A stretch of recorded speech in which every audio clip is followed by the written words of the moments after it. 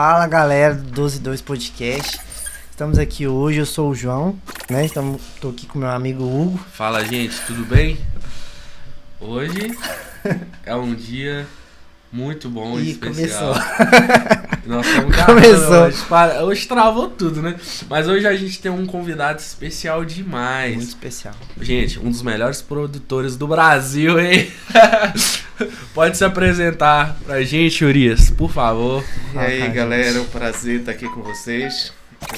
Meu nome é Urias, tenho 43 anos, sou casado, tenho 2 filhos e atualmente sou produtor da Central em Belo Horizonte.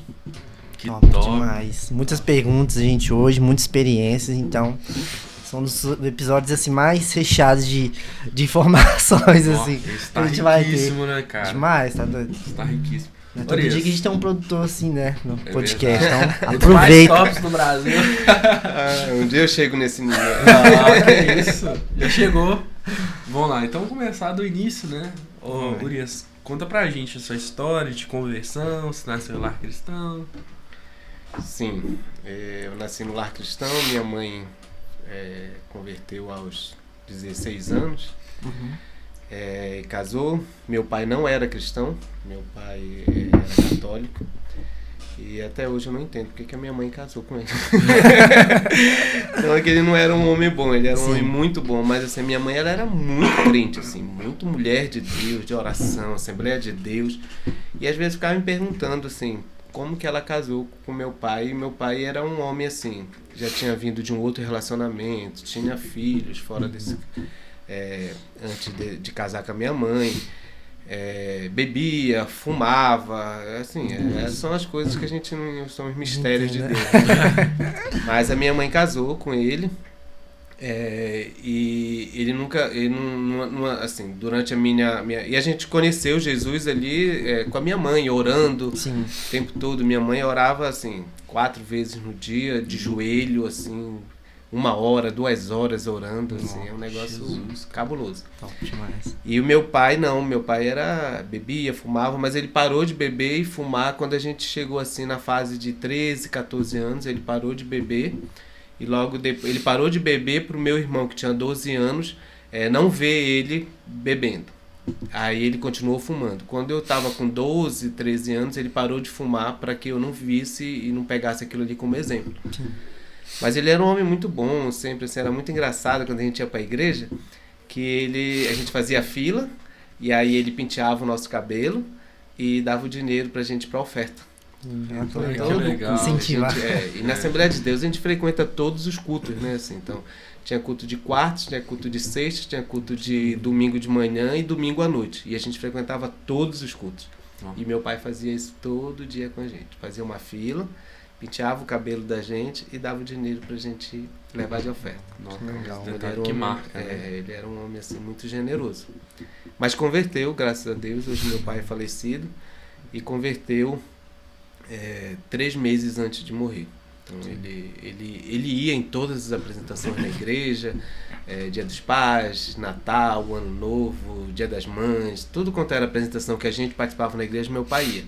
Ele gostava muito, mas não deixava de frequentar o Círio de Nazaré, que é uma procissão católica que tem em Belém, né? Sim. E aí ele frequentava, então assim, ele era muito católico nesse sentido. Mas graças a Deus, em julho de 2001, ele converteu, em setembro ele faleceu, e a gente crê em nome de Jesus que ele foi pro céu. Amém. Foi salvo. Uma história mais ou menos semelhante. A gente tem muita semelhança aí, cara. De verdade.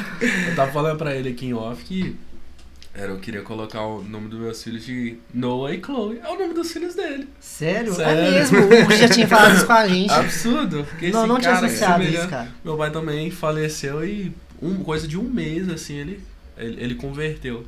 Aí partiu Nossa, pra top, melhor. véio. Meu pai Que era um legal. homem, e assim, ele nunca proibiu, assim, sabe? Era um homem assim que nunca proibiu minha mãe de frequentar. Minha mãe era uma mulher muito ativa na igreja, ia para as consagrações 6 horas da manhã, era visitadora, visitava as casas de pessoas que estavam doentes, pessoas que não podiam, idosos que não podiam ir para a igreja, então estavam debilitados.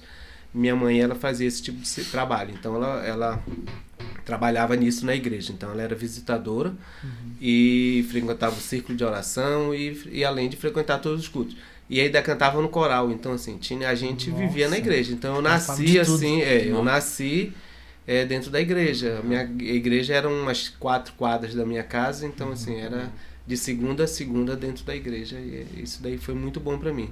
Foi uma base, assim, que hoje eu tento fazer isso com meus filhos. Hoje também é um exemplo também, né? Faz tudo na igreja, produz, nossa, glória a Deus, né, cara? Queria saber qual foi o maior ensinamento, assim, que você aprendeu com sua mãe, vendo ela, dando esse testemunho, né? Porque a família é um elo muito importante, né? Sim. Na esfera da sociedade. E qual que é o maior exemplo que você vê, assim, da sua mãe hoje, que você tira pra você e passa pros seus filhos? Minha mãe é apaixonada por Jesus, demais, assim. Mas ela cria, assim, tudo. Minha mãe é ao extremo, até de desconfiar da medicina em relação a algumas coisas, porque... e a gente crê também, né? Que Deus está acima disso tudo. Jesus está acima e pode curar. Mas minha mãe, assim, ela é ao extremo, mas, assim, o amor que ela tem, a oração, isso daí trouxe muito pra gente, pra mim hoje, sabe? De orar muito, não que eu ore muito, assim, não, mas assim, eu sei o poder da oração. De estar, tipo, minha mãe 6 horas da manhã estava lá orando, meio-dia orando, 6 horas da tarde orando e meia-noite orando. Assim, de joelho, ao redor da cama, e os filhos todos ao redor, assim, também. Então eram cenas, assim, que a gente via muito dentro de casa, né? E a minha mãe, assim, ela tem muito testemunho de oração. E isso daí pra mim acho que é um dos maiores ensinamentos da minha mãe. E o amor, assim, que ela tem pelas pessoas, pelo fato de ela ter Jesus no coração, assim, ela ama muito mais essas pessoas. Isso daí é um ensinamento que eu tento botar nos meus filhos. E assim, Ulisses, igual você falou, isso eu acho bem bacana, essa cultura de oração, sabe? Igual eu vejo hoje em dia as pessoas falam tanto, vamos fazer tal período de oração, mas as pessoas esquecem muitas das vezes da cultura de oração. A gente vive uma geração que é tão, assim, engajada em orar, por exemplo. Vamos orar tantos dias. Vamos orar, tipo, há 20 dias. Vamos orar tal período. Só que é uma geração que tem, assim... Tem uma... Como que eu posso dizer? Não é tão frequente com a constância, em questão de constância, sabe? Sim. Oscila bastante e não consegue, tipo, dedicar essa cultura de oração. Eu acho isso importante, essa questão vindo dos pais, da família... Porque, igual pra você ver, vocês cresceram vendo isso. Os cultos nas igrejas antigamente começavam meia hora antes com oração, né? Então a gente chegava, se ajoelhava. Vocês são novinhos, vocês não pegaram. Não, eu peguei de igreja tradicional, viu? Mas assim, eu cresci assim, chegando na igreja e ficando de joelho ali orando. E eu lembro, assim, não falando do meu irmão, porque assim, eu sou o mais novo, somos 5 irmãos, eu era o mais novo e tinha o mais próximo de mim, 2 anos, um pouco mais velho. Então eu lembro assim que a gente chegava na igreja e ele adorava dormir. Ele deitava no banco e dormia. Eu ficava ali com a minha mãe orando, né? Sim. Então, assim, eu lembro de detalhes da nossa vida na igreja, assim, nesse sentido de oração. E as consagrações também, assim, eu depois que a minha mãe, teve um tempo que minha mãe teve que trabalhar, teve um período ruim no Brasil, e a minha mãe teve que voltar a trabalhar, ela era professora, teve que voltar a trabalhar em escola. E aí eu lembro que eu acho que com 12, 13 anos eu ia sozinho para consagração. Então eu me acordava cedo e ia para consagração às 6 horas da manhã. Então assim, rotina cultura, era... E hoje eu tento fazer isso com minha filha, de orar com ela, ao dormir, alimentar, sempre tá mostrando. Ontem mesmo tava falando para ela, filha, ela já ora muito assim pelas coisas, e eu tava ensinando ela a orar pelos pais. Então, filha, você tem que orar muito pelo papai, pela mamãe, para não ficar doente. Aí ela olhou assim para o papai, os pais não ficam doentes, são as crianças que ficam doentes. Aí, não, filha, o papai e a mamãe pode adoecer também, você tem que orar para Deus guardar a gente, tá? Então, assim, ai, que legal, cara. Nossa, isso é muito importante. E a gente queria começar a nossa série de perguntas, que é como você conheceu sua esposa, como, né, foi o período assim de... Né, vocês se conheceram mesmo até hoje, né? Conta aí um pouquinho pra gente essa experiência. A Jéssica, Jéssica, o nome da minha esposa, ela é assim, um amigo meu melhor amigo, passou um dia em casa Falou, Urias, ele tinha terminado um relacionamento, e falou, Urias, eu vou passar na tua casa com uma amiga minha, pra você conhecer e tal, a gente vai, acho que no cinema, acho que era alguma coisa assim, não lembro bem a história. E essa amiga dele era a Jéssica. E passou, acho que uns 2 ou 3 meses, eu também fui na igreja dele, passei próximo da igreja dele, a Jéssica estava num carro com uma amiga minha, e ali eu vi de novo, oi Jéssica, tal, tudo bem? E ali eu convidei ela para ir para um culto na minha igreja. E ela foi nesse culto da minha igreja, assim, sem pretensão nenhuma, foi nesse culto da minha igreja. E nesse culto eu convidei ela para ir num acampamento. E aí ela foi nesse acampamento. E no acampamento, assim, acho que antes do acampamento, eu descobri que ela fazia aniversário no dia 6 de março. E eu fazia no dia 5 de março. Nossa, então a gente acabou juntando numa sorveteria, acho que uma pizzaria, sei lá. E a gente acabou comemorando ali juntos o aniversário, porque um era bem pertinho do outro. Acho que foi no dia 5 pro dia 6, aí acabou comemorando junto. Então, e no caminho ela me deu uma carona. Eu tava sem carro e ela tava de carro, e ela me deu uma carona. E eu perguntando assim, acho que foi 2007 isso. E aí eu perguntando para ela sobre chamado, o que ela pensava da vida, o que ela tinha com Deus, quanto tempo ela tinha de crente, alguma coisa assim. Falei, Deus colocou uma nação no meu coração e eu oro muito por essa nação, que é a Índia. E é uma nação também que eu oro muito. Eu tinha muita vontade de um dia ser missionário na Índia, de cuidar das crianças na Índia, de ser evangelista na Índia. Então eu tinha muita vontade de fazer isso. E ela também tinha esse desejo no coração, naquele momento. E ali naquele momento eu falei assim, essa é a mulher de Deus pra minha vida, eu vou casar com ela. Glória. Eu vou casar com essa mulher. As palavras têm poder demais. Com certeza, vai ter que profetizar. E logo depois, assim, rolou muita coisa, a gente acabou fazendo uma viagem juntos para Belo Horizonte, para um congresso. E aí chegou aqui em Belo Horizonte, eu pedi ela em namoro, ela aceitou, a gente namorou, noivou. E só que como sempre trabalhei com muita produção, muita correria, assim, um relacionamento com uma pessoa muito ativa, como eu era dentro da igreja, de manhã, de tarde, à noite. Então, aquilo que eu falei para vocês da Assembleia de Deus, de eu estar no culto na Assembleia de Deus, de manhã, de tarde, à noite, na oração, tudo que eu participava. Quando eu passei para Batista, depois eu não falei sobre essa parte, mas eu fui para Batista, e lá eu também era muito envolvido com a parte de produção, já trabalhava na igreja com produção. E acabou que o meu relacionamento ali ficou meio que em segundo plano com a Jéssica, apesar de saber que ela era uma mulher de Deus, saber que ela era a mulher que eu ia casar, que eu ia ter filhos, ele acabou ficando em segundo plano. E a gente se separou, se desencontrou, e depois eu fui morar em São Paulo, morei no Rio, vim morar em Belo Horizonte. E a gente ficou meio distante, assim, um tempão, mas eu nunca tive um relacionamento sério. Eu sempre sabia que um dia eu ia casar com a Jéssica. E a gente conversava, a gente falava, e assim, pra mulher é muito difícil. Eu confesso que eu, como homem, eu acabei ali meio me perdendo dentro das promessas de Deus, do que Deus queria pra minha vida, porque eu trabalhava com trabalhei com 2 bandas muito grandes no Brasil, e aquilo ali tomava um pouco o meu tempo. Mas numa dessas bandas que eu trabalhei, que foi o Diante do Trono, um dia eu conversando com a Ana e o pastor Gustavo, e eles perguntaram assim, Urias, você pretende casar? Eu falei, pretendo, pastor. E você tem alguém que você ama? Eu falei, pastor, eu amo a Jéssica, uma moça que eu conheci em 2007, eu disse que um dia eu vou casar com ela, vou ter filhos. E ele falou, e cadê ela? Eu falei, tá lá em Belém. E você conversa com ela? Eu falei, a gente tá até meio afastado, faz uns 6 meses que eu não falo com ela. E aí ele falou assim, vamos orar por isso? E aí a gente orou ali, e eu lembro assim que durante acho que umas 3 semanas, ele me ligava, eu trabalhava com ele, mas assim, ele me ligava aleatoriamente, dizia, Urias, eu lembrei de você, vamos orar pelo seu relacionamento com a Jéssica, e a Jéssica não sabia de nada, e eu também assim, falei, nossa, gente, não sei se eu quero isso agora, tal. E ele me ligava e a gente orava ali pela Jéssica, pelo meu relacionamento.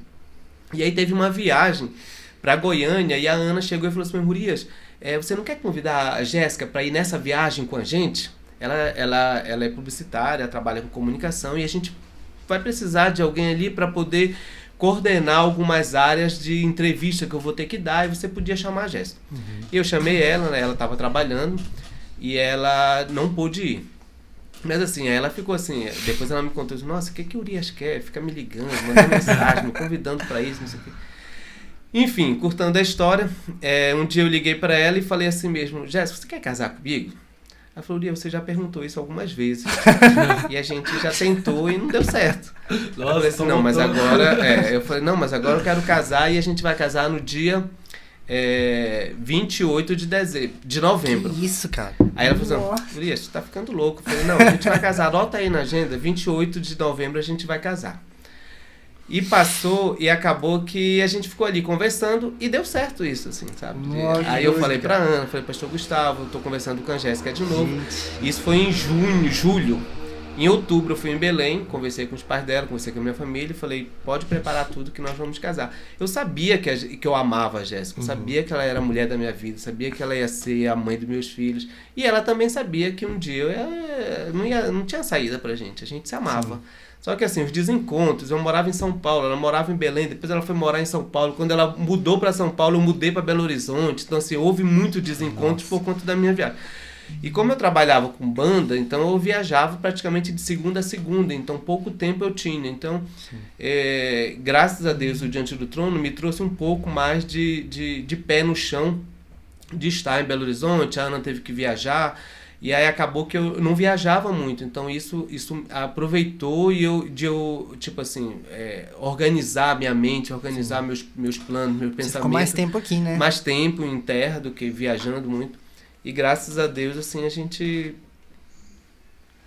conseguiu. Bom, cara, mas aí eu até falei pra vocês, 28 de novembro, aí eu fui olhar na minha agenda e ela já tinha preparado tudo, tinha preparado o local que ia casar, tinha visto o vestido, tudo. E eu fui olhar na minha agenda, tinha um evento dia 28, fechado em Macapá. Meu Deus. Falei, gente, que confusão que eu fiz. Falei, amor, não é 28, é 27.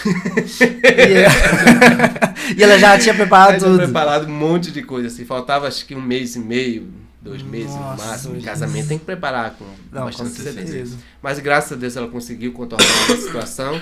E o evento, graças a Deus, também depois cancelou o evento do dia 28 e a gente casou no dia 27 mesmo, de novembro de 2014. No 2014, bem 2014, assim, recente. A gente vai fazer 8 anos de casado. Legal, cara.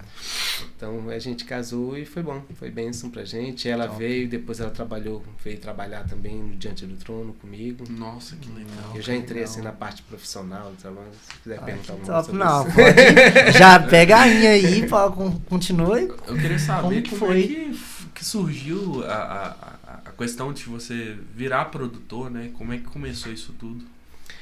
Então, como eu falei, na Assembleia de Deus a gente é muito envolvido, muito forte com questão de produção. Então é coral, é cantata, é apresentação. Então assim, desde criança eu sempre fui muito envolvido ali. Tinha a EBF, que é a Escola Bíblica de Férias, funcionava durante 15 dias na igreja. E ali a gente era meio que evangelista, mini evangelista. Então a gente tinha que levar os amigos, assim, eu lembro que durante muitos anos eu ganhei prêmio na EBF de levar pessoas para a igreja. Sim. Então eu convidava todos os meus amigos da rua, da escola, e eu levava e ganhava prêmio, porque eu levava tipo 30 crianças, 40 crianças, e eu acabava ajudando ali naquela logística de organização de levar essas crianças junto com os pais para a igreja. E eu fui crescendo e eu fui me tornando tipo professor, fui me tornando trabalhando no teatro da igreja, trabalhando com evangelismo, e a gente fazia aquelas peças de rua.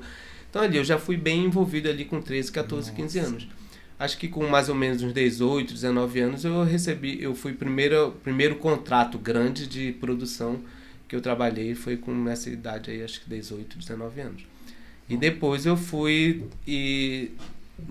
por meio, acho que 2001, eu saí da Assembleia de Deus, teve um problema, uma situação na igreja, eu tive que sair da igreja, não comigo, mas com a igreja, assim. Aconteceu uma situação lá, e eu orei e falei, Deus, me mostra um lugar que eu devo ir. Sim. E alguns amigos meus já me convidavam muito para ir para a Igreja Batista Missionária, e como eu tinha um coração muito missionário para essas coisas, eu tenho um coração muito missionário, eu falei, eu vou para essa igreja. Graças a Deus lá eu fui bem recebido, com o coração aberto. Um ano depois eu fui contratado pela igreja para trabalhar na área de produção, então eu era responsável por todos os acampamentos da igreja, conferências, cultos, congressos.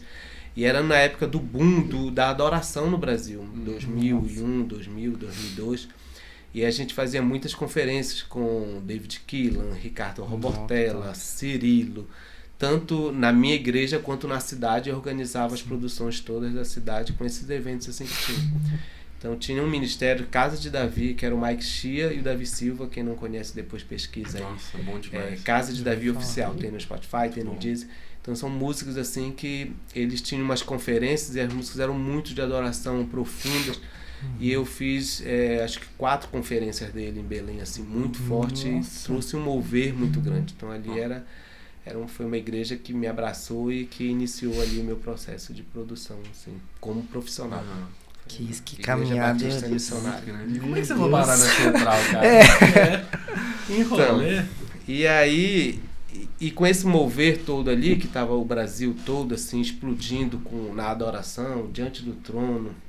Em 2006 eu trabalhei na produção, ainda não trabalhava, mas eu ajudei na produção da gravação do DVD do Diante do Trono em Belém, que é o Por Amor de Ti ao Brasil, que é uma músicas exclusivas para o Brasil, muito bom, que cabe até hoje a gente está cantando essa música, né?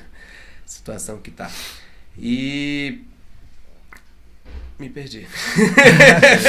Você foi gravar com o Diante do Trono em Belém. Gravei, a gente gravou eu morava em Belém ainda, né? E aí eu em 2005 também eu vim para Belo Horizonte para estudar numa escola de missões. Eu gostava muito de missões, então eu vim estudar em missões em Belo Horizonte. Fiquei 6 meses aqui estudando numa escola de missões e conheci o pastor Daniel Mazzoni, que hoje é pastor. Na época ele tinha acho que 18 anos, 17, 19 anos. Nossa, era novinho. E a gente ficou muito amigo, a gente estudamos junto nessa escola, ele, mais um primo dele. E nos intervalos da escola, acho que a gente tinha aula de segunda a sábado, e no domingo a gente era liberado, ou no sábado à tarde a gente era liberado para ir para as casas dos amigos que moravam próximo, ou até mesmo para sair, visitar alguém. Tinha que avisar que a gente estava saindo, mas a gente tinha ali. Então, como o Daniel tinha uma igreja fixa e tal, ele era liberado para ir sábado à tarde para a casa dele, frequentar o culto de domingo, e no domingo à noite ele tinha que voltar para a escola. Sim. E aí ali a gente saía junto, eu ia com ele, com o primo dele, e eu conhecia a central ali. Legal, ainda era lá na Mar de Espanha, não tinha ainda a Luxemburgo, era na Mar de Espanha. E eu lembro, assim, de vários cultos de eu ir sentar na galeria, tinha uma galeria em cima. Sim. Era uma igreja, assim, bem compacta. Então, enfim. E depois de 2005, todas as vezes que eu vim em Belo Horizonte, eu tinha um contato. Acho que 2009, eu já fui numa festa de multiplicação, alguma coisa de célula que tinha na época, lá na Luxemburgo. Então, assim, eu nunca tive vontade de morar em Belo Horizonte, mas eu sempre passava por Belo Horizonte e ia na central. Eu nunca fui assim, meu Deus, eu vou morar aqui. Vou morar aqui, eu vou ser da igreja tal, não. Mas eu gostava da central, dar um pouco da vibe da central ali naquela época. Sim. E em 2009, eu fui morar em São Paulo e trabalhei com livros, Juliano Som, fui produtor dele. Tinham 2 produtores, eu e o Rica, que é um produtor assim, cabuloso no Brasil, conhece assim, milhões de pessoas procura aí, Rica produtor. E ele era o produtor geral do Livres, e eu era o produtor de estrada. Então eu viajava com a banda, o Rica fazia a parte de produção a produção maior, e eu fazia a parte de produção de estrada com Livres. Sim. E também vim muito em Belo Horizonte nessa época. A Central convidava muito Livres assim, para vir fazer eventos nas conferências. Também na Lagoinha a gente vinha. E em 2000, estava morando em São Paulo, em 2013 houve uma proposta de um gestor para cuidar de toda a parte do Livres, de administrativa. O Juliano estava mudando para o Piauí, então assim, era um monte de coisa que estava acontecendo. E fizeram uma auditoria e nessa auditoria, assim, dentro do Livres, eu e o Rica fomos os únicos que permanecemos dentro. Era uma equipe grande, fomos os únicos que permanecemos, só que tinha uma proposta pra gente: vocês precisam mudar para Belo Horizonte, porque o gestor mora em Belo Horizonte e ele precisa acompanhar todo o processo de reestruturação do Livres em Belo Horizonte. E a gente veio morar em Belo Horizonte. Aí ele me fizeram a proposta, se eu aceitava vir morar em Belo Horizonte. E eu vim, em 2013, morar em Belo Horizonte. Nossa, então, aí tudo caminhando pra você vir morar pra cá. Pois é. Assim, eu nem pensei, assim, foi assim, não pensei em amigos, não pensei em nada. Sei lá o que eu tava fazendo da minha vida naquela hora. Sei que o Juliano me chamou na casa dele e falou: Urias, a gente vai sair todo mundo do escritório, vamos ficar só com você e o Rica, só que eu preciso que você vá morar em Belo Horizonte. Eu falei, eu vou, Juliano. Bom. Tipo assim, eu falei, gente, o que eu fiz na cabeça? De primeira. Mas eu aceitei e vim morar em Belo Horizonte. E aconteceu também algumas coisas no meio do caminho, eu acabei saindo do Livres. Eu tava muito cansado, a gente viajava tipo de segunda a segunda, era muita bem pesada essa agenda, rotina também. Eu lembro que acho que 2013, 12, eu peguei mais de 400 aviões. Então assim, que isso, cara? A gente anotava, a gente guardava, tinha a comissária de celular. bordo se conhecia, então, um monte de piloto que a gente sabia, que a gente pegava. A gente viajava muito, muito mesmo. Então você viajou o Brasil afora, né? Viajamos muito. Então conheci todas as capitais, muitas cidades. Mas dá pra preencher aqueles mapinhas que a gente compra e falar onde que eu viajei. Então, e aí a gente guardava os ticketzinhos, guardava às vezes chave de hotel que a gente esquecia de dar. Sim. E ficava ali. Então, assim, era muita viagem. Então, eu tava muito cansado, tava quase pra pirar e eu falei, não dá mais. E eu chamei o Juliano, falei, Ju, não dá mais para trabalhar, para ficar nessa correria, eu preciso cuidar da minha vida, preciso descansar. E saí do Livres, acho que em final de 2013, foi logo depois que eu mudei para cá. E aí eu mudei para o Rio de Janeiro, morei uma temporada no Rio. E aí depois a Ana, junto com outros amigos, souberam que eu estava morando em Belo Horizonte ainda. E aí me chamou para trabalhar com eles. Que aí eu fui trabalhar no Diante do Trono. Mas eu sempre tava com aquele negócio assim, um dia eu vou voltar para São Paulo. Eu gostava muito de morar em São Paulo. Nunca pensei em que eu iria ficar aqui, entendeu? Então, dentro desse processo aí de Livres e Diante do Trono, eu tinha certeza que um dia eu ia voltar para São Paulo, que acho que lá é onde acontecia tudo dentro da minha área, entendeu? Sim. Então, eu sempre tinha, mas Deus tem os planos dele. Meu plano era voltar para São Paulo. Sim. Até próximo do nascimento dos meus filhos, eu já estava com o propósito de voltar para São Paulo. Que legal. Nossa, que legal. E é muita coisa, é muita história. Eu tô resumindo ali, mas assim, dentro desse caminho assim, aconteceram muitas coisas, muitas promessas de Deus, A Jéssica também, acho que ela veio fazer um curso na estância com a pastora Zenete, um tempo, e Deus falou ali para ela alguma coisa assim, que aqui em Belo Horizonte ela ia constituir família. Ela ia ter família, ela ia casar, ia ter filhos. Deus. Então, assim, Deus falou pra ela isso. E é aqui a gente tá. Top. E conta pra gente, tipo, não, é tanta coisa que a gente fica até assim, né? Que pergunta.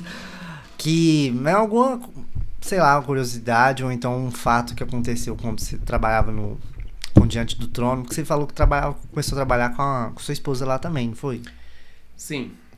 Depois que eu casei, eu já trabalhava no Diante do Trono quando eu casei, aí a Jéssica veio morar em Belo Horizonte, a gente casou, a gente veio morar juntos em Belo Horizonte, e o DT estava passando por um processo de reestruturação. A Ana estava indo embora para os Estados Unidos, Deus tinha dado uma palavra para ela, foi trabalhar nos Estados Unidos, numa igreja também muito grande, e a gente precisava de alguém que cuidasse da parte de mídia, das redes sociais e tal, e a Jéssica ela é formada em publicidade e propaganda.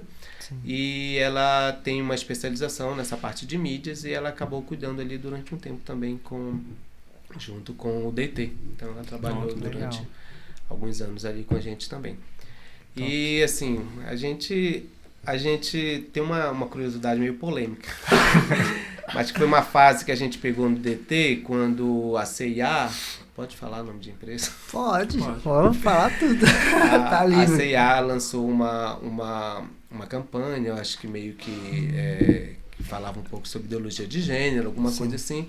E a Ana bateu nisso nas redes sociais. E assim, a gente foi um auê no Brasil todo quanto foi televisão, jornal.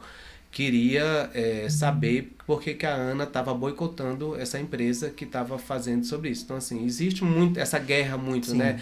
Entre a igreja e o mundo por conta disso da ideologia. Não, mas então, quando a gente se posiciona, né? Aí mais... se posiciona. Então, hoje a gente está vendo aí o Brasil na situação que está. Então, quando a gente se posiciona com uma coisa, e a Ana, o DT, ele sempre foi muito posicionado com isso, entendeu?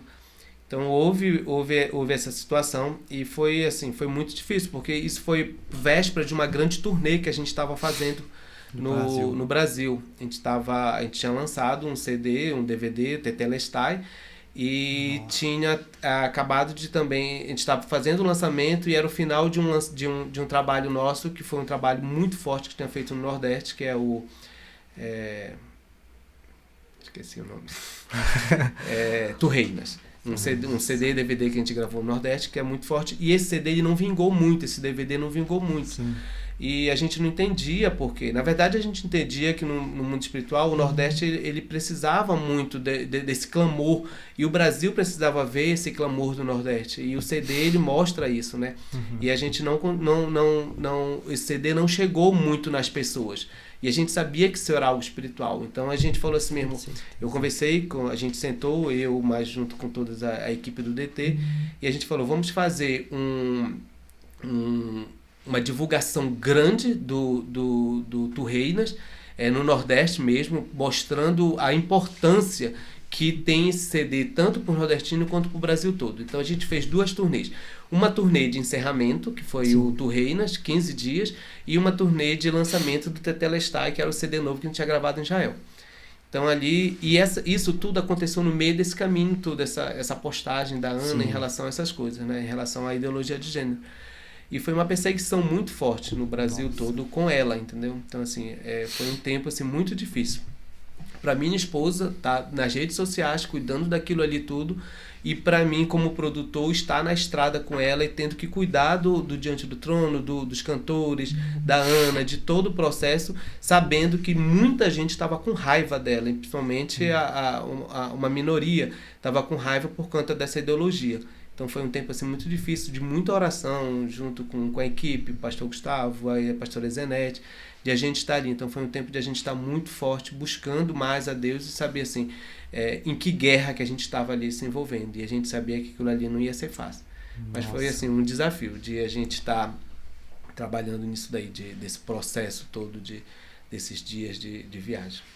Foi bem cansativo. É bom, é interessante você tocar nesse ponto que tudo que a gente que é do meio assim, né, que a gente tá sempre servindo, a gente tá sempre fazendo as coisas para Deus, a gente tem essa questão do ataque mesmo do inimigo, né, quando a gente tá fazendo algo, porque é espiritual, né, e tudo que a gente faz não é, o apóstolo Paulo já fala, né, que não é, a nossa guerra não é contra a carne nem contra sangue, mas sim contra principados, potestades e tal.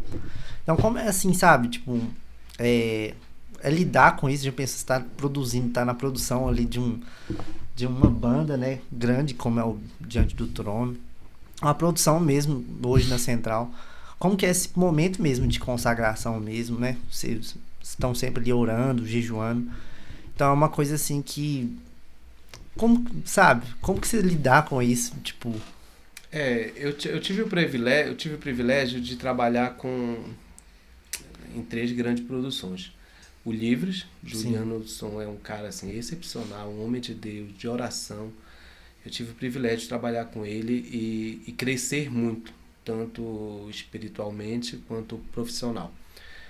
Depois eu fui trabalhar com o DT também, a Ana, assim, excepcional, uma mulher de oração mesmo, tudo aquilo que ela entrega ali no altar, é o que ela vive. O pastor Gustavo também, um homem de Deus, muito assim, sábio, inteligente, um mestre. E oração, muita oração. A gente orava muito, buscava muito. A Ana ela tem um propósito já há muitos anos na vida dela, que quando ela pisa em Brasília, ela sempre reúne a equipe para orar. Uhum. Então, assim, não às vezes somente em Brasília. Brasília era um lugar mesmo assim que tinha que fazer. Às vezes, por conta de outros lugares da correria, a gente acabava não fazendo. Mas sempre que a gente chegava numa cidade, a gente se reunia ali no aeroporto mesmo, dava as mãos e orava. As pessoas ficavam olhando, eram 30 pessoas, 20 pessoas, a equipe toda, e a gente sempre estava orando. Então eu creio assim que a oração é a base de tudo, né? Juliano também, um homem muito forte de oração. E a Central também. A gente toda a produção que começa hoje na Central, ela começa com oração. Então o pastor Paulo, ele ora muito, busca de Deus. A gente, antes de a gente começar, falando que a gente tem um grupo chamado Grupo Executivo, que são o grupo dos pastores. Eu faço parte dessa reunião, aonde ali eles planejam o que vai ter no ano de 2023, no ano que vai ter de 2024. E a partir dali Deus fala para o pastor Paulo o que ele quer para aquele ano, o que ele vai, direciona, qual a direção. Então, assim, sempre com, assim, o nosso líder, ele busca muito essa direção de Deus para que ele coloque na mesa e diga, ó, vamos fazer a conferência tal, o propósito da conferência é esse, e quem vai cuidar dessa conferência é o pastor tal, sempre com a supervisão dele, e a partir dali a gente vai buscando ideias, buscando propósitos, mais propósitos, ideias, para a gente poder formar tudo que acontece, que vocês veem. Legal, né, cara? Nossa, deve ser um doido. Você falou que em 2001, né, teve o boom da adoração aqui no Brasil. Qual que você acha que é a diferença de hoje para aquele boom da época para hoje, assim? O que você pensa, assim? Nossa, o que você viveu, assim, que é muito extraordinário, né, também? Isso é polêmico. Mas eu não quero, assim, me apegar ao passado, o que aconteceu lá atrás. Foi um tempo muito bom, assim. Eu lembro, assim, de coisas, assim, extraordinárias que aconteceu. Nesse período aí, eu lembro que eu com mais um amigo, que hoje está bem famosinho aí na internet, ele hoje mora nos Estados Unidos e ele tem um canal que ele bomba na internet com profecias, com oração, assim, é um cara excepcional. E a gente montou um ministério chamado Ministério do Zoom. A gente orava muito, a gente ia para os cantos da cidade de Belém orar. Então eu acho que um pouco dessa diferença de 2001, 2002, daquela época para hoje, eu acho que era a disposição muito do povo que tinha, sabe? Às vezes assim, eu vejo os jovens assim, porque participa de uma conferência, tal, nossa, Deus fez tal coisa, mas depois ele volta para a vida dele normal. Não que ele que ele deva abandonar a vida dele normal, mas na nossa época, ali naquela época de 2000, 2001, a gente largava tudo, entendeu? Tinha até uma música do King's Kids que a gente fazia muito teatro, muito trabalho na rua, que falava que pelo Senhor a gente largava tudo. Aí falar um pouco sobre a vida de Pedro, né? Que Pedro largou as redes, largou tudo para poder seguir a Jesus. Então a gente era muito assim, na minha geração, assim, de quando eu tinha 20 anos, 19, 20, 21 anos, a gente largava tudo mesmo. Então eu tive esse propósito. E a maioria dos meus amigos ali ao meu redor, a gente fazia isso. A gente vivia para o ministério, vivia para o evangelho ali. Então eu lembro que a gente montou esse ministério, o Ministério do Zoom, e a gente ia para todos os cantos da cidade, a gente andava, assim, Belém tem uma rua principal praticamente, assim, uma rua grande, como se fosse aqui em Belo Horizonte, Afonso Pena. Sim. Belém tem Almirante Barroso. Então a gente ia de ponta a ponta do Almirante Barroso, que é um bairro chamado São Brás, que é um bairro muito forte, que é o centro ali, meio centro ali, onde tem rodoviária e tal, tudinho, e a gente ia até o final da cidade, andando descalço, marchando, profetizando sobre a cidade. Então, assim, eu acho que isso daí era um pouco do diferencial. E a gente era muito sedento também, assim. Por exemplo, a gente lembra que a gente enchia ônibus, 3, 4 ônibus, e vinha para Belo Horizonte, porque aqui estava acontecendo um grande mover de Deus naquela época. Pastor Cirilo, pastor Ricardo Robortella, Judson, Nívia, o próprio Diante do Trono. Então, assim, a gente queria participar disso, a gente queria saber como que funcionava isso. Hoje eu acho que eu não vejo muito essa sede, a gente, naquela época, a gente falava muito sobre a corça sedenta, de correr atrás, de estar nos montes. E a gente não vê, eu não vejo muito isso hoje nessa geração. Sim. Então, assim, eu sinto muita falta disso. E naquela época não, era muito forte isso mesmo. Então, do meu grupo, hoje a gente tem assim um monte de gente que é pastor, que é profeta, que é ministro de louvor. Então, assim, foi uma geração que sacudiu e levantou muita gente. Colocou o coração mesmo, né? Porque hoje eu acho que é exatamente isso, sabe? Eu acho que a geração, ela vive muito de conferência. Né, aquela, vai ter a conferência tal. É muito bom, né, glória a Deus, é um momento de avivamento mesmo ali. Só que a gente não vive só disso. Deus não tá só no momento. É a constância também, né? Sim, a gente sempre queria mais. Eu lembro que a gente tinha uma reunião chamada Caçadores de Deus. Toda segunda-feira, gente, Deus descia ali, era um mover, era coisas extraordinárias, acontecia muita coisa assim. E assim, ao mesmo tempo que a gente estava vivendo aquele momento, eu queria saber o que aconteceu também no passado, por que esfriou alguma coisa. Eu lembro que um dia eu fui fazer uma entrevista com a irmã da Celina Albuquerque, Celina Albuquerque foi a primeira mulher a ser batizada no Espírito Santo no Brasil. Sim. E ela foi amiga do Daniel Berg e Gunnar Wingre. Foram os suecos que trouxeram a igreja de pentecostais para o Brasil. Então, assim, tinha a igreja batista, que era tradicional, tal, tudinho, mas não tinha uma igreja no mover com o Espírito Santo. Uhum. E essa senhora, ela era irmã da Celina Albuquerque. A gente foi lá um dia entrevistar ela. Então, ela contou coisas, assim, extraordinárias, de pessoas, assim, na hora do culto, de pessoas que levantavam, de perna crescer, de paralítico andar, de cego enxergar. E a gente queria aquilo ali para nossa geração, porque também, ao mesmo tempo que a gente estava satisfeito com o mover, tal, a gente queria ver as maravilhas. Então, o mover todo ali que acontecia, de um boom, a gente não tinha muitas maravilhas, e a gente queria ir além daquilo ali, a gente queria ver as maravilhas também de Deus, e a gente começou a buscar isso, de ter milagres, de ter maravilhas no meio da igreja, né? Hoje eu vejo isso muito, assim, eu dou graças a Deus de estar na Central, porque a Central é uma igreja que ela envolve muito isso, né? Sim. Inclusive a gente está com uma temporada agora de cura nos cultos de quinta-feira. Então, assim, é o tempo todo a gente ali tentando buscar algo a mais e não ficar incomodado. Então a gente tem um pastor que não é incomodado, né? Com a mesmice, com o normal, entendeu? Então a gente está sempre ali querendo inovar, buscar.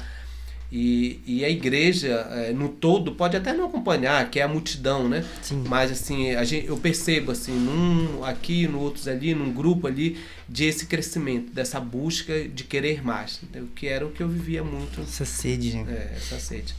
E eu hoje, eu trabalho muito nessa parte da produção, tal, tudinho, mas eu ainda tenho muito essa sede dentro de mim. É lógico que casado, com 2 filhos, é mais difícil de eu dizer assim, eu vou largar tudo e vou viver fazendo, sabe? Eu tinha muita vontade de ficar 24 horas orando, de estar, entendeu? É uma loucura. Na minha vida, assim, eu sempre pensei muito nisso, sabe? Mas as coisas vai vindo e a gente vai meio que perdendo um pouco, entendeu? Sim. Um pouco desses sonhos, sabe? De ver alguma coisa acontecer a mais. Não que eu perdi o sonho, mas eu hoje, o que eu puder incentivar meus filhos, as pessoas próximas de mim, de estar buscando mais a Deus e buscar um mover, algo diferente, eu tento fazer. Amém. Você perguntou sobre como que eu vim parar na Central. Sim, verdade. A Central... E aí, quando eu vim trabalhar fui trabalhar com Diante do Trono, depois que saí do Livres, eu mesmo trabalhando com o Diante do Trono, que é da Lagoinha, da Igreja Batista da Lagoinha, eu continuei frequentando a Central. Então, eu fui para a Central. Então, eu me tornei membro da Central. Eu fiquei abaixo do pastor Rodrigo Ferreira durante um tempo. E ali era a Central, ela sempre foi assim, uma base para mim daquilo que eu queria e que eu sabia que seria uma igreja futura para mim e para meus filhos, né? Sim. Apesar de que eu tinha muita vontade de um dia voltar para São Paulo. E aí eu casei, tive minha primeira filha. Deus te mostrou que é aqui mesmo, não sei como não. A Chloe. E a gente engravidou de novo. E a gente pensou assim, e no processo de engravidar do Noah, a gente saiu do DT, o DT deu um tempo, a Ana tinha ido embora para os Estados Unidos, e aí nesse processo todo a Jéssica engravidou do Noah, e a gente pensou assim que o Noah nascer, nós voltamos para São Paulo. Esses são nossos planos, então assim, o Noah nasce em outubro, em dezembro a gente provavelmente está indo embora para São Paulo. Em outubro de 2019 o Noah nasceu, e aí veio a surpresa para a gente. Quando o nascimento dele foi muito difícil, a Jéssica começou a ter dores de parto às 4 horas da manhã e a gente saiu de casa por volta de umas 8 horas para poder ver como é que estava a dilatação, tal, tudinho. E a gente foi no médico, a médica foi e falou, olha, tá para nascer. Isso já era quase próximo do meio-dia, a gente foi dar uma descansada na casa de um outro amigo, ficava perto da maternidade. E ela falou, tá para nascer, tá assim, chega na maternidade, o bebê vai nascer. Sim. E a gente correu para a maternidade, chegou lá, a Jéssica ficou de meio-dia até 5 horas da tarde e o Noah não nasceu. E o hospital queria continuar esperando para que fosse parto normal. E a Jéssica falou, eu não estou mais aguentando, tem que ser parto cesáreo. E foi que a gente chamou, por volta de umas 5h30, 6 horas, começou o processo do parto cesariano. Sim. quando o Noah nasceu, eu percebi ali que não estava bem. Ele nasceu com as mãozinhas assim meio caídas, os pezinhos meio machucados, meio para baixo e meio roxinho. Eu achei meio estranha aquela situação. Mas a médica que estava no plantão, que tinha feito todo o processo, falou que ele estava bem. Então, mas mesmo assim eu continuei achando estranho. E aí a gente foi para uma sala de espera, e nessa sala de espera o Noah ficou lá do ladinho da Jéssica, e eu fiquei ali e vendo que ele não estava bem, estava meio cansadinho, respirando meio com dificuldade, e trocou o plantão, era final de plantão, trocou o plantão. Quando a médica nova do plantão chegou, ela olhou o Noah e falou: esse bebê não está bem, vamos levar ele para a UTI. Ele não está bem, ele está um pouco com dificuldade de respirar. E ali a gente foi para a UTI. O Noah ficou na UTI em observação, fez alguns exames e saiu da UTI um dia ou 2 dias depois, não lembro. E aí, quando ele chegou no quarto, já para preparar tudo, mas assim, os médicos falaram assim: olha, ele tem um probleminha aqui nas mãos, mas isso precisa verificar depois, porque que ele está com esse probleminha na mão. Pode ser que porque ele acabou de nascer, as mãozinhas dele tá mole, isso vai ficar normal, alguma coisa assim. Só que a gente está se arrumando ali para sair, o Noah teve um apagão. Apagou do nada, ficou roxo e parou de respirar. E aí a gente apertou no botão de emergência, vieram todos os médicos, botaram o Noah na UTI e deram uma dose forte nele de um remédio, de um anticonvulsivo, que ele apagou durante esses praticamente... Ficou 17 dias, durante 10 dias ele ficou apagado na UTI. E os outros dias ele acordava assim um pouquinho e tal. E ali não dava para fazer muitos exames, para saber o que era, e os médicos concluíram que ele tinha tido uma crise convulsiva. E a gente falou: pô, Deus, o que será isso? Tal, a gente não aceita, e começamos a orar, a buscar de Deus, saber o que estava acontecendo, o que tinha acontecido, por que o Noah estava assim, se os exames dele tinham dado tudo certo, as ultrassonografia, tudo certo, não tinha problema nenhum.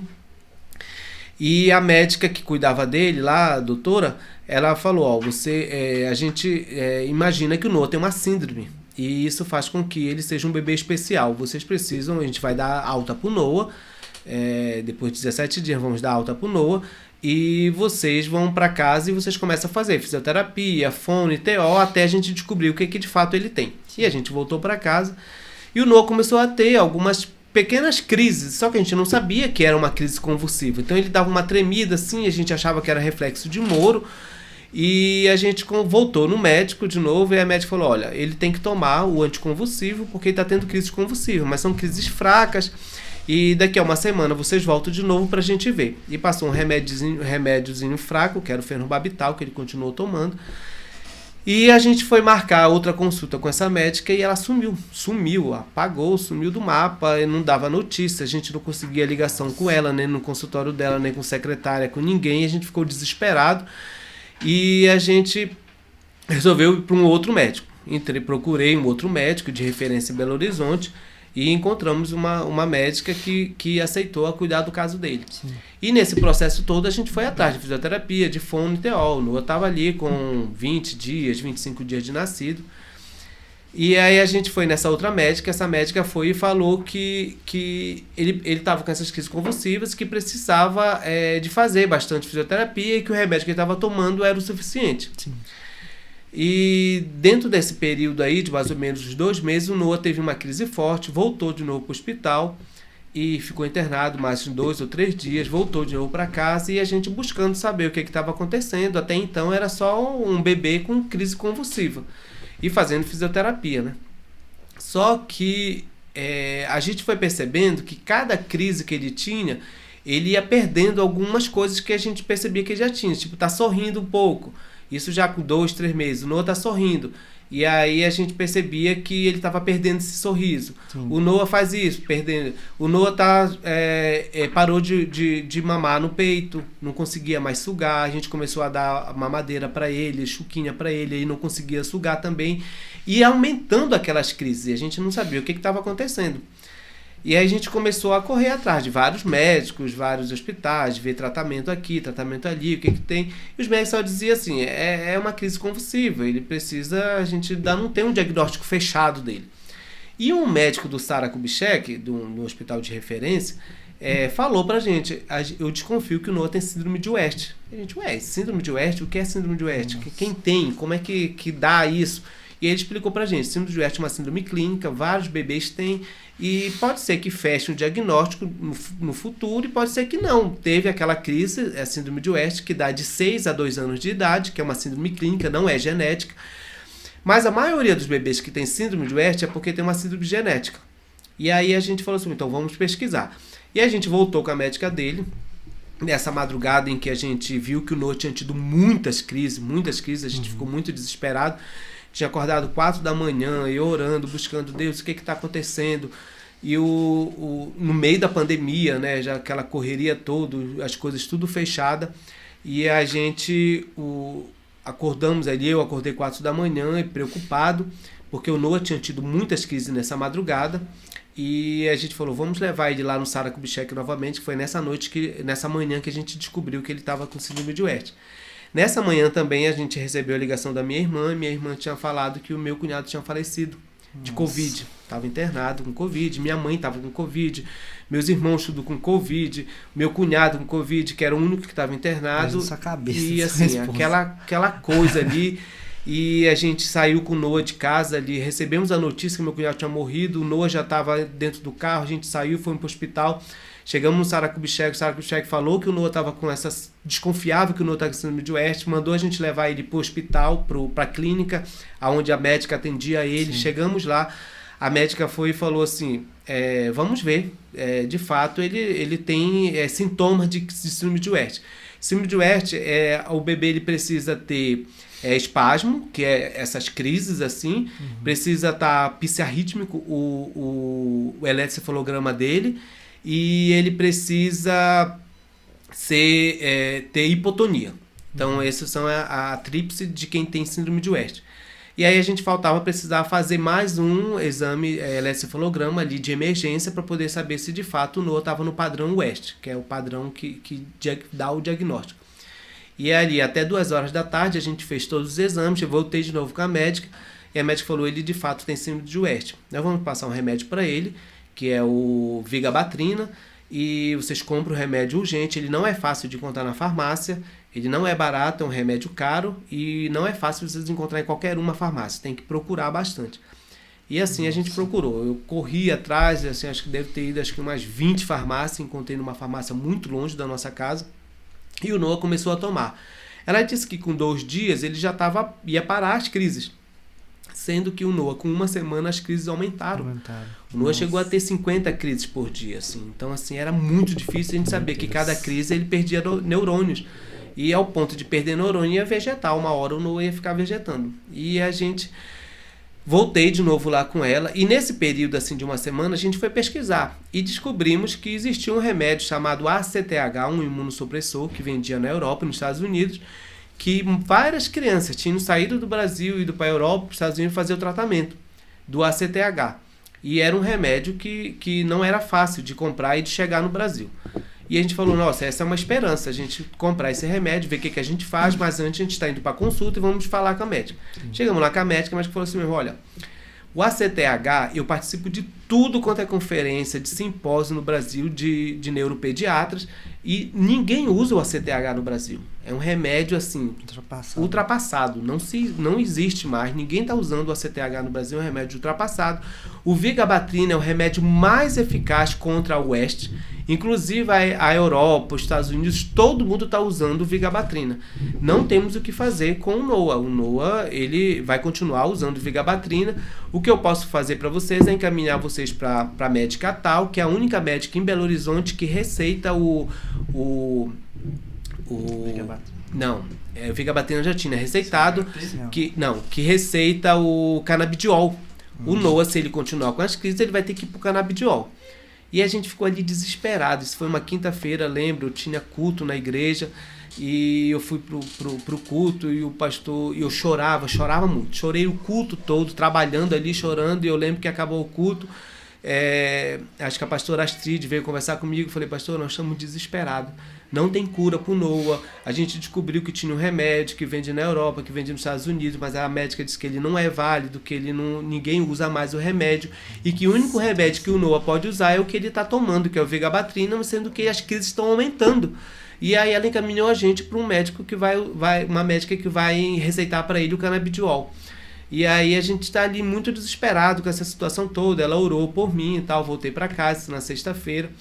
E foi assim, de quinta até domingo foram dias assim muito desesperador pra gente, porque o Noah não melhorava, as crises aumentavam e a gente estava vendo o sofrimento dele. Sim. E a gente não podia voltar no médico, porque o médico já disse que não tinha solução.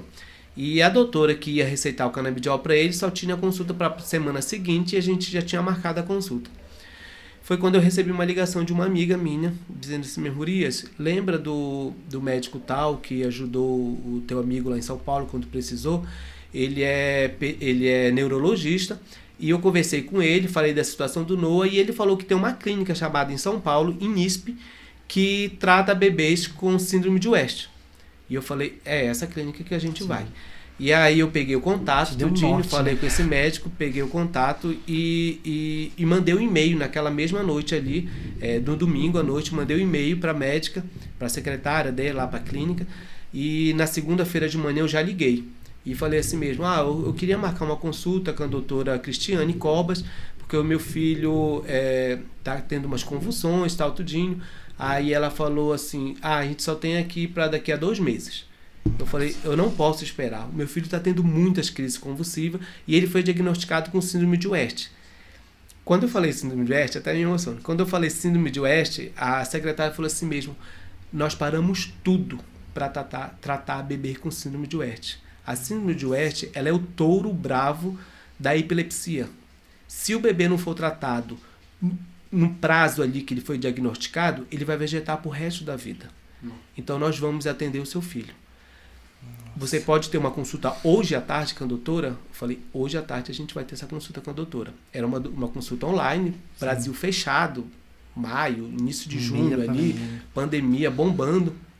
E aí a gente fez uma consulta com a doutora Cristiane Cobas, e aí ela pegou e falou pra gente, a síndrome de West, ela é muito brava, ela destrói os neurônios do bebê, ela destrói o cérebro do bebê.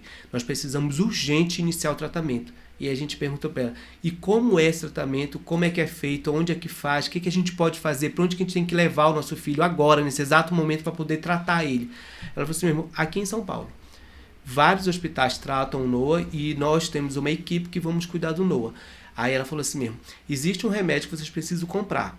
A Europa está fechada, a gente está fechado, mas vocês precisam comprar o ACTH. É um imunossupressor que vai tratar o filho de vocês. A gente falou, como assim? A médica falou que não usa esse remédio há mais de 10 anos no Brasil. Ela falou, todo mundo usa esse remédio em São Paulo. Todos, eu já tratei mais de 100 bebês com síndrome de West e todos os bebês foram curados porque usam ACTH. Eu vou dar todos os caminhos, eu vou dar para você aonde você compra, na Europa e nos Estados Unidos, você tem que entrar e esse remédio precisa chegar no Brasil urgente para a gente tratar seu filho. Assim que vocês conseguir comprar o remédio, vem para São Paulo que a gente vai tratar o seu filho. E ela explicou todo como seria o processo do tratamento, quanto custaria e qual hospital que a gente tinha que internar ele, como que seria. Ela explicou tudo ali pra gente. Foi uma consulta de 3 horas, eu acho, assim. Mas deu aquele alívio, né? A gente falou, meu Deus, tem uma solução pra gente e a gente confia que Deus vai abrir as portas. Mas a gente precisava comprar o remédio só vendia na Europa, nos Estados Unidos. Sim. E foi que a gente começou a correria. E o tratamento todo custaria uma média aí de uns 100 mil reais. E a gente falou, onde que nós vamos conseguir em uma semana 100 mil reais? E a igreja começou a se mobilizar e começaram a depositar dinheiro na nossa conta. Nossa, glória a Deus. Em 3 dias, a gente arrecadou 96 mil reais. Nossa. Porque assim, a gente fez todo o orçamento estava dando uma média de 70 mil reais, 68 mil reais. Sim.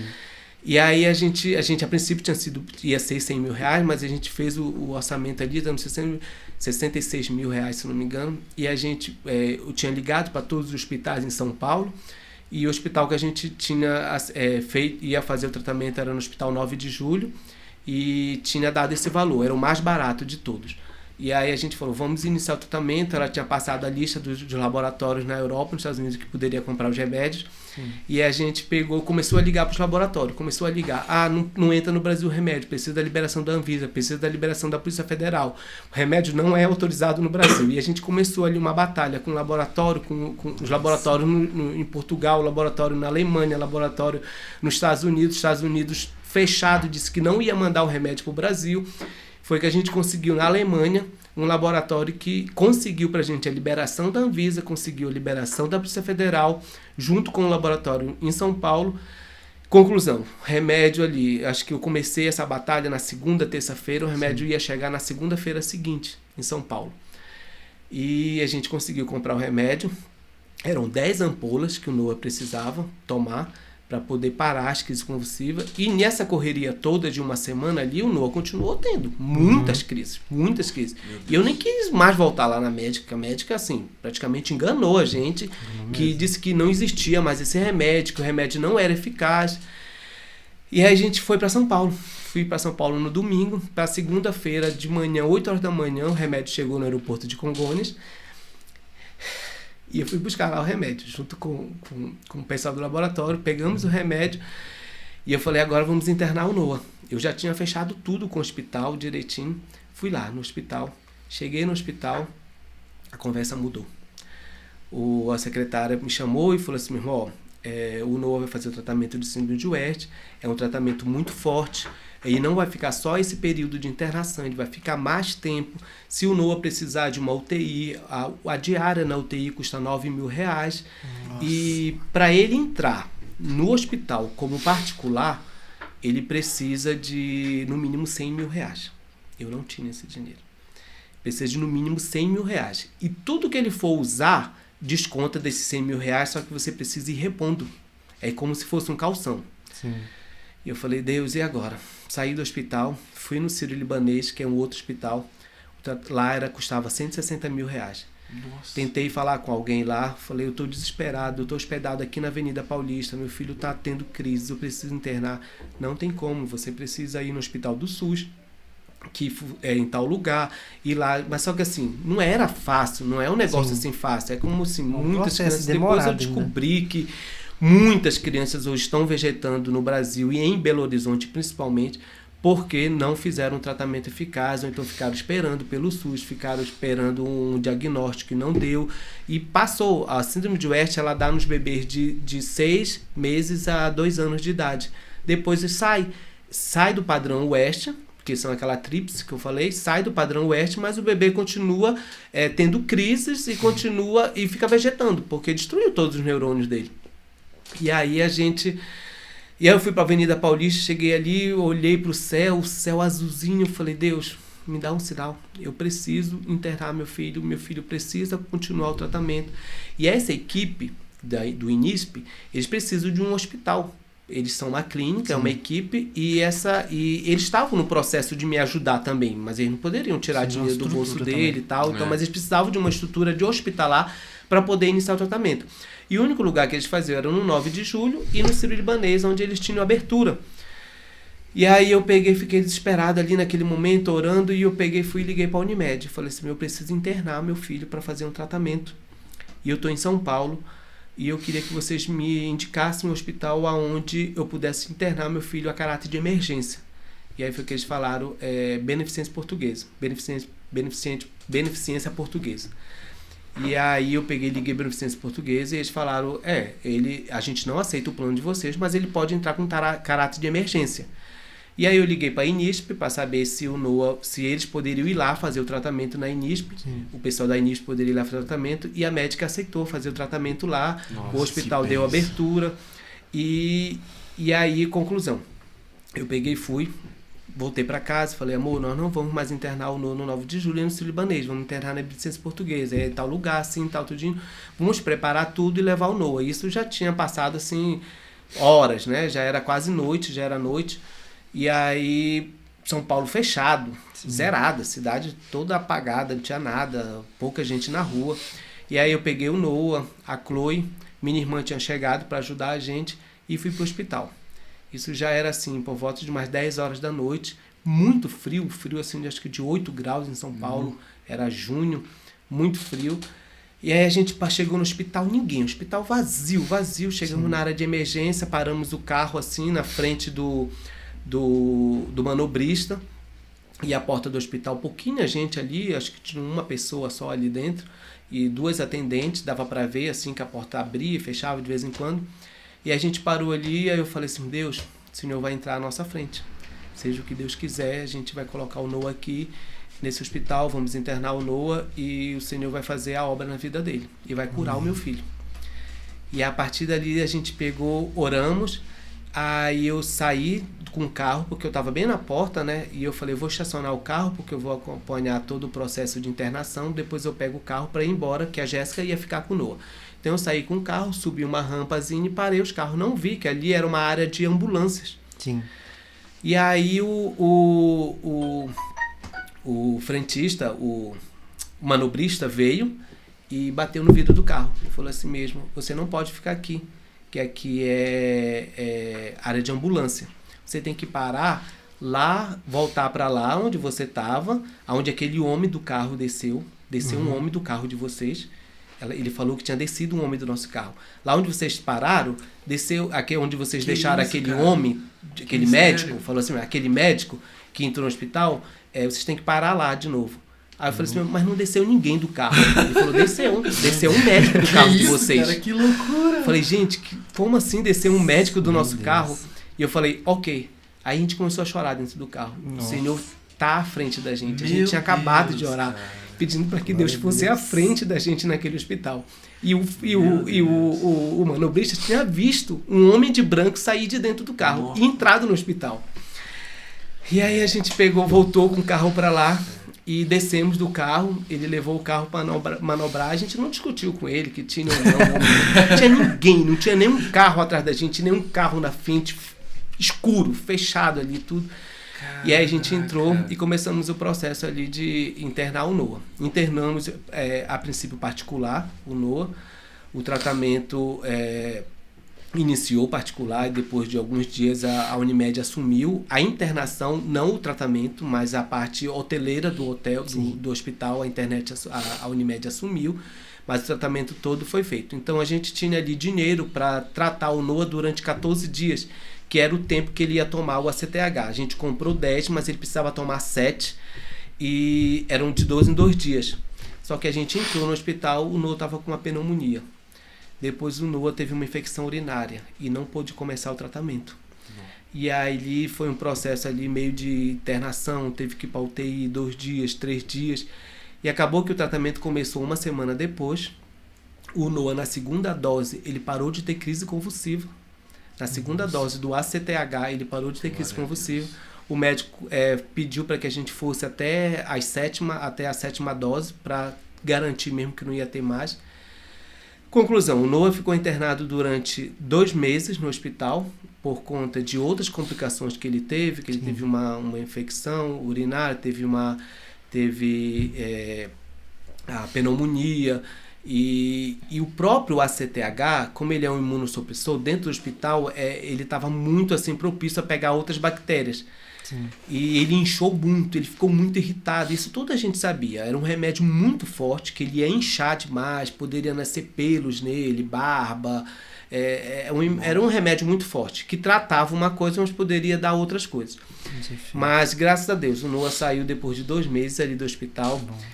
A gente não sabe, porque o dinheiro que a gente tinha não conseguia pagar tudo, porque assim foi um custo muito alto, mas depois a gente parou a campanha, mas a gente continuou, a minha família continuou ajudando, e a gente ficou ali. O Noah saiu do hospital sem ter crise. Então até hoje o Noah não tem crises convulsivas mais. Ele não tem essas crises que destrói o neurônio dele. Ele tem espasmo. Ele de vez em quando tem uns espantos assim, mas a crise convulsiva que destrói o neurônio dele, hoje ele não tem mais. Ele foi curado através dos remédios desse imunossupressor do ACTH. E o que eu estava falando, que muitas crianças não têm esse acesso. O Noah, assim, depois, durante esses 3 anos, hoje ele tem 3 anos de idade, A gente conheceu várias crianças, ele já foi internado algumas outras vezes aqui em Belo Horizonte, no hospital. E nesse hospital, que é um hospital de referência, a gente percebe que muitas crianças lá não são tratadas com o ACTH e que elas vivem assim com 8, 9 anticonvulsivos, além do canabidiol também, e continuam vegetando. E os médicos não aconselham usar o ACTH, alguns médicos de Belo Horizonte. Então, assim, é muito triste, é muito ruim. É algo que a gente eu converso com alguns pais, muitos pais que têm uns filhos já bebezinho, que começa a ter crise, eu já indico logo a INISP, que é essa clínica em São Paulo, para poder tratar o bebê. E muitos já foram recuperados, muitos, eu acompanho muitos pais. Tem um bebê no Pará, que eu acompanho também, que foi lá, fez o tratamento, hoje ele está bem, está crescendo, desenvolvendo. Só que o NOA, ele continuou tendo algumas coisinhas assim que a gente percebia que não era. E aí a gente pegou e continuou o diagnóstico. Por que o NOA teve uma síndrome clínica? Ele tem alguma síndrome genética? E como é que faz para descobrir essa síndrome genética? Através de vários exames. E o plano de saúde, ele tem uma sequência de exame genético para poder chegar no último exame genético para descobrir lá dentro de cada compartimento dos cromossomos do NOA. Só que o plano de saúde ele vai por etapas. Isso dá 5 anos para poder chegar no último. Sim. Então a gente foi fazendo particular, exame genético assim, de 3 mil, 4 mil reais, a gente foi pagando, até que a gente chegou no último exame genético que eles tinham que fazer, e a gente fez e a gente descobriu que o NOA tem uma síndrome genética. Todas as outras para baixo não dava que o NOA tinha alguma síndrome, e a gente descobriu que o NOA tinha uma síndrome genética. E essa síndrome genética é rara, não tem, existe, ele tem uma mutação no gene KIF1A, que é no cromossomo 17, dentro do cromossomo, assim, é muita coisa genética para poder explicar, e o NOA tem essa síndrome. Então, no mundo, esse KIF1A, ele tem uma média de 300 crianças no mundo. Dessas 300 crianças, tem 3 síndromes dentro dessa KIF1A. Síndrome de P, síndrome de Nescave e síndrome de Dark, uma coisa assim. E o NOA tem uma síndrome chamada síndrome de Perro. Ele é o 9º bebê no mundo e o único no Brasil. Nossa. E aí a gente começou uma batalha de tratar ele, né? Então, assim, não existe um tratamento ainda eficaz. Existem 2 universidades nos Estados Unidos. A mais forte que trata dessa área é a Universidade de Columbia, em Nova York, onde os outros 8 bebês estão lá fazendo assim o início desse tratamento. O NOA faz parte dessa associação que existe nos Estados Unidos, dessa síndrome. Ele inclusive participou de um vídeo representando o Brasil nessa síndrome, né?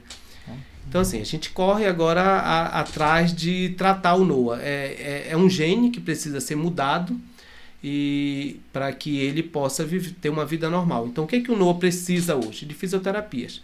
O plano de saúde não paga fisioterapia, mas a fisioterapia que ele paga é muito assim, pega o braço do NOA, fica balançando, não são eficazes, entendeu? Então assim, os Estados Unidos, São Paulo, até São Paulo, tem muitas clínicas boas que pega o NOA, põe dentro de um robô e mexe ele, movimenta. Ele precisa movimentar para ele poder ganhar a musculatura dele, para ele poder...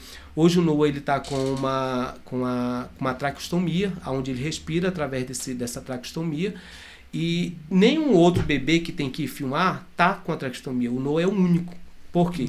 Porque ele não faz uma fisioterapia eficaz. Ele não tem uma fisioterapia, nem fono, nem fisioterapia, nem ETO. Não é o suficiente hoje o que o plano paga. Então a gente assim, tenta pagar por fora, mas é muito caro. Hoje uma sessão de fisioterapia para o NOA é R$250. Se a gente for fazer 2 na semana é 500. Então a gente tenta ali meio que contornar a situação, tentando levar ele. É lógico que se a gente tivesse um recurso financeiro muito bom, hoje o NOA estava fazendo tratamento na melhor clínica de Belo Horizonte, que custa R$5.600 o tratamento dele.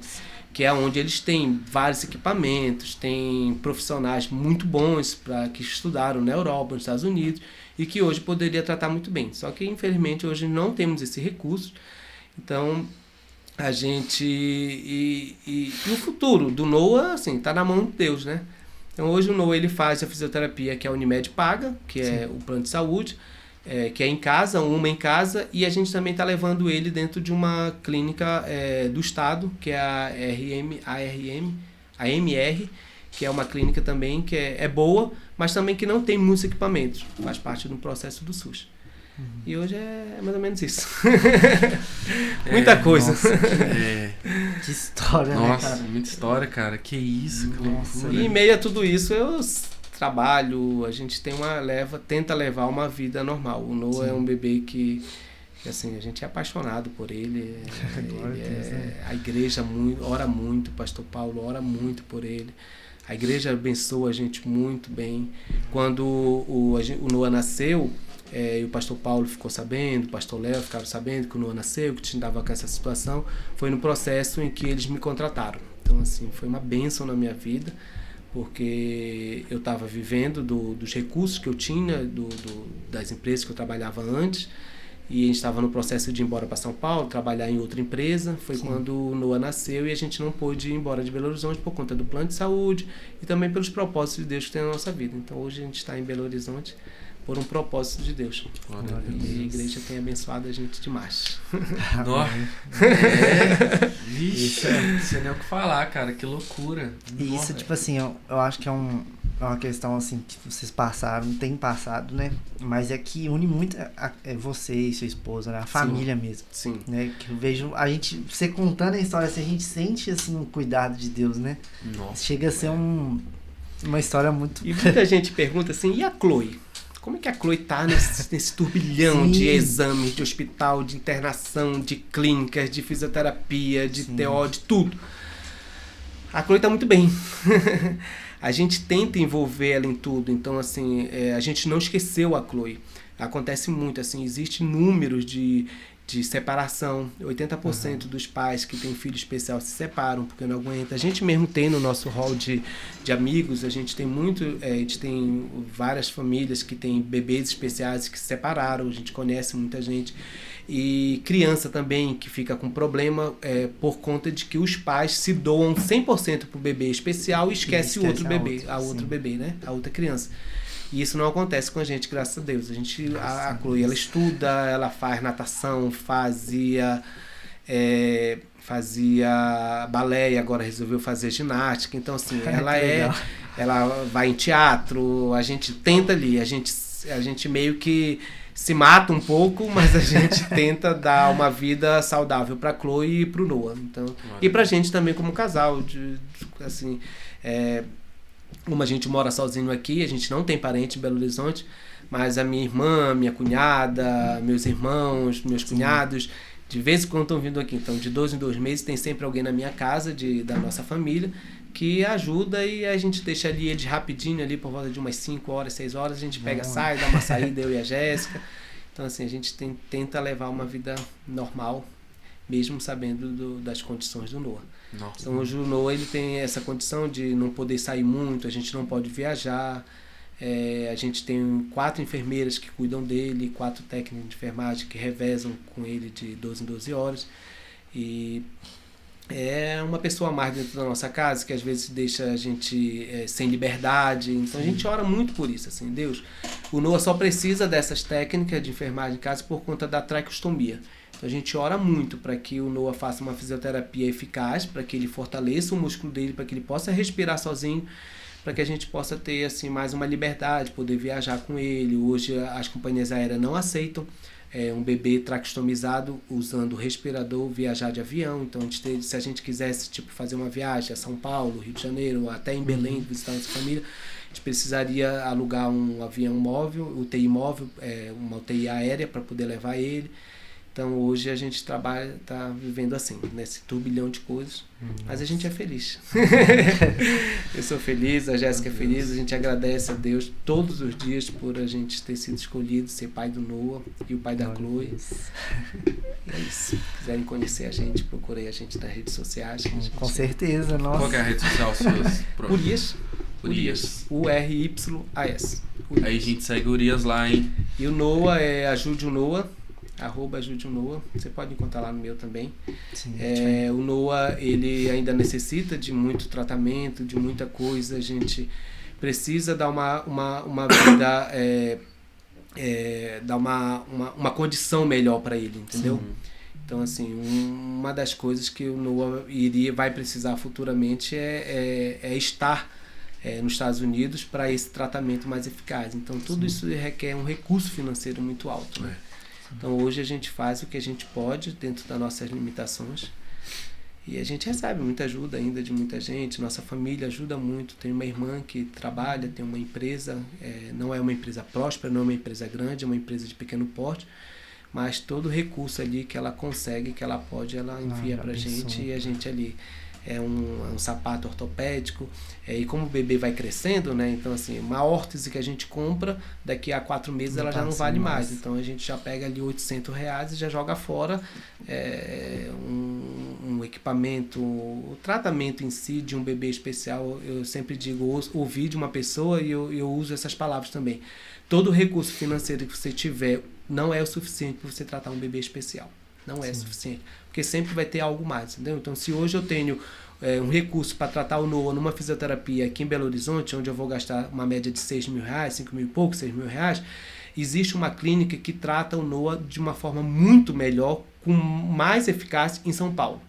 E quando eu estiver em São Paulo, existe uma clínica nos Estados Unidos e na Europa que trata o Noah com mais eficácia, entendeu? Então, assim, hoje o Noah ele precisa exatamente desses recursos. Então, se eu quero ver o Noah correndo, o Noah andando, ele precisa de uma fisioterapia, ele precisa de robôs segurando o braço dele para fazer, para movimentar ele, e esses recursos eu não tenho em Belo Horizonte, muitas vezes esses recursos eu não tenho em São Paulo, mas eu tenho nos Estados Unidos. Entendeu? Então, assim, o que eu mais oro é, Deus, me dê recursos, envia recursos para que um dia eu possa tratar o meu filho e eu possa ver ele correr, possa ver ele andar, possa ver ele falar. Então, assim, é o Senhor que está à frente, mas existe essa situação financeira para que os bebês possam, que têm síndromes que são especiais, possam ter uma vida melhor, né? Sim. Então é isso. Nossa.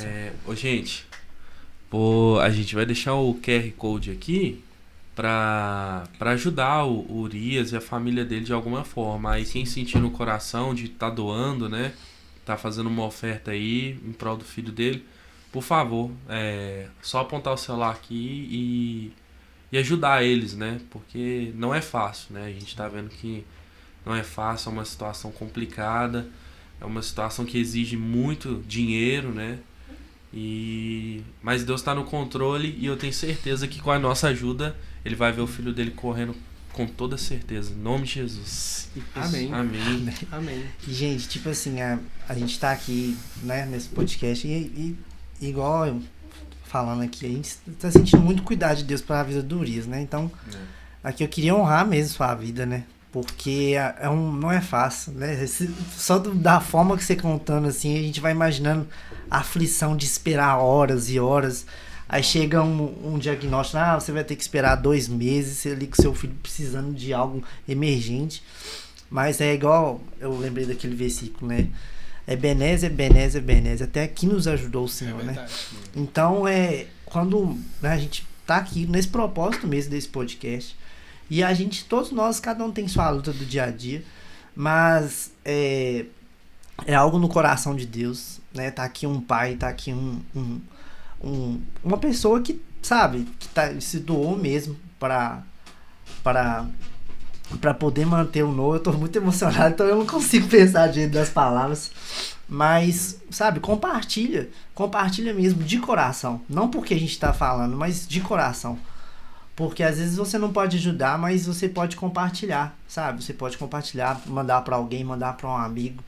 Porque é a vontade de Deus e a gente tá aqui pra servir um ao outro. A gente tá nessa terra aqui de uma forma, né, tempo passageiro. A nossa eternidade, ela tá no céu. Mas enquanto a gente tá aqui, a nossa missão é ajudar uns aos outros. Então, né, mais uma vez, Urias, honra sua vida, de sua família.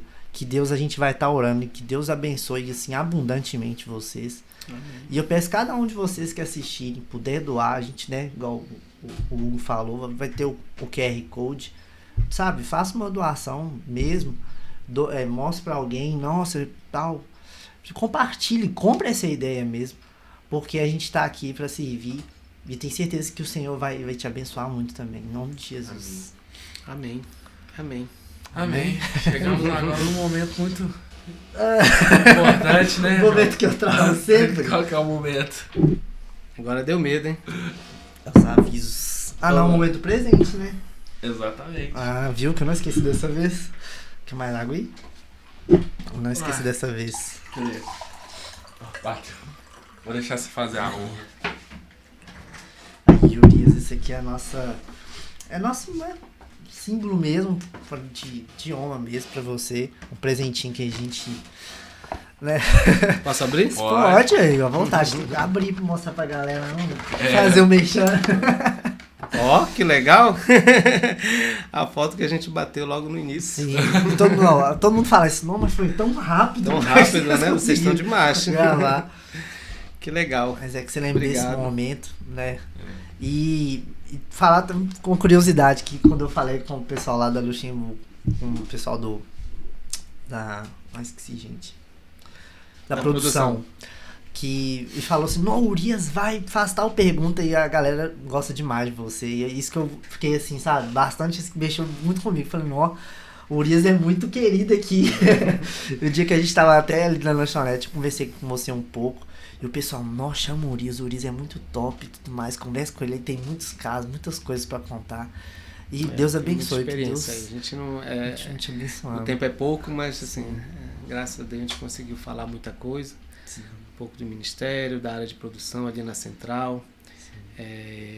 Eu sou líder, sou responsável por toda a produção, né? E tem acho que umas 40 pessoas que trabalham comigo. E agora, nesse exato momento, inclusive, eu estou de férias. Beleza. E a equipe tá lá, Letícia, as meninas, tá todo mundo ali cuidando de tudo. Glória a Deus. Para que continue. Que top. Amém. Deus continue te abençoando. Muito, muito carinho mesmo por você. Pouco tempo. Eu trouxe um assim, presentinho para vocês também, mas eu dou para vocês depois do. Tranquilo, vocês não vão ficar curiosos. Nossa, cara, que loucura, né? Não, eu tô impressionado. Nossa, sua vida deve ter mudado demais. Eu tô sem palavras, eu não sei nem mais o que comentar. De verdade, até me emocionado também. Que não é fácil, cara. Não é fácil. E a gente reclama de tanta coisa assim, né, Urias? Igual Nossa. a gente pega o nosso dia, acontece uma coisa boba ali, uma coisa... Nossa vida tá ruim, Nossa, mas... Exatamente. A gente tem que ter muito... eu agradeço muito a Deus por tudo. Assim, muita gente diz, meu Deus, como é que você consegue? Não sei. Só a graça de Deus mesmo, porque... A gente vai dormir assim, a minha esposa, mais o Noah, hoje ele tem, no período que ele teve muitas crises, ele ficou com bexiga neurogênica. Sim. Então o Noah, ele precisa ser sondado. E só quem pode sondar é o enfermeiro, ou o pai e a mãe. Como a gente não tem recurso financeiro para pagar enfermeiro, quem sonda somos nós. O Noah, ele tem técnico de enfermagem, e técnico de enfermagem não pode fazer a sondagem. Então, de 6 em 6 horas o Noah é sondado. Então, a gente só vai dormir depois de meia-noite, porque a última sondagem dele do dia é meia-noite. Então, a gente dorme por volta aí de 1h, 1h30. E o Noah, ele acorda muito. E a gente, assim, não é aqueles pais, a gente, assim, não falando mal de alguns outros pais, mas muitos pais vivem uma vida normal, trabalham, correria, e deixam os filhos por conta dos enfermeiros. A gente não faz. O Noah, durante esse processo, ele não teve assadura, ele não tem vários outros problemas que bebês especiais têm. O Noah não tem, porque a gente está o tempo todo ali, cuidando dele, né? Monitorando, é coruja mesmo. Então a pele do Noah é suave, é limpa, o bumbum dele sempre assim, a gente pomada, a melhor pomada que puder para não dar assadura, a melhor fralda para não dar assadura, porque imagine, já tem algumas complicações e você ainda tem um bebê que vive deitado com os caras, com assadura, entendeu? Então assim, a gente assim, é o tempo todo, então a gente não deixa na mão, às vezes as técnicas até vão descansar, gente, vão dormir, não.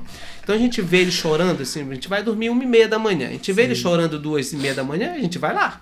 A gente vê ele chorando 3 da manhã, a gente vai lá. Se ele passar a noite chorando, a gente tá lá a noite toda com ele, entendeu? Então assim, quando troca muitas vezes o técnico de enfermagem, a gente não conseguiu fechar uma equipe toda, a gente tem 2 pessoas que são fixas, as outras 2 a gente está assim, ainda tentando montar uma equipe boa durante esse processo de 1 ano.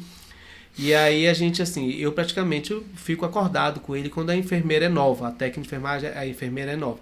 E aí a gente vai lá e eu passo a noite toda com ele. E de manhã cedo, 9 horas, eu tenho que estar no trabalho. Nossa. E aí a gente vive assim, e a minha esposa também, 6 da manhã ela tem que passar a sonda. Então assim, como ela passa o dia todo na lida com ele, eu me sacrifico, às vezes, muito mais para poder deixar ela descansar. Então, ela acaba de passar sono, por volta ali de meia-noite e meia, 1h, aí eu deixo ela dormir até 6 horas, porque 6 horas ela tem que passar a sonda novamente. E só ela que passa a sonda. Eu ainda não passo a sonda nele. Então, assim, a gente tenta ali contornar aquela situação. Mas, assim, eu tô bem, graças a Deus, estou feliz. Bom, cara. E Glória a Deus. a gente vive bem. Que top. Tá doido. É isso, então, gente. Compartilha aí o vídeo. Deu ruim? Compartilha o vídeo. Manda pra mais pessoas. Doa lá pro Urias. A gente vai deixar disponibilizar o QR Code. E que Deus abençoe vocês. E é isso. A gente foi com mais um 12-2 podcast. Até mais, galera. Deus abençoe.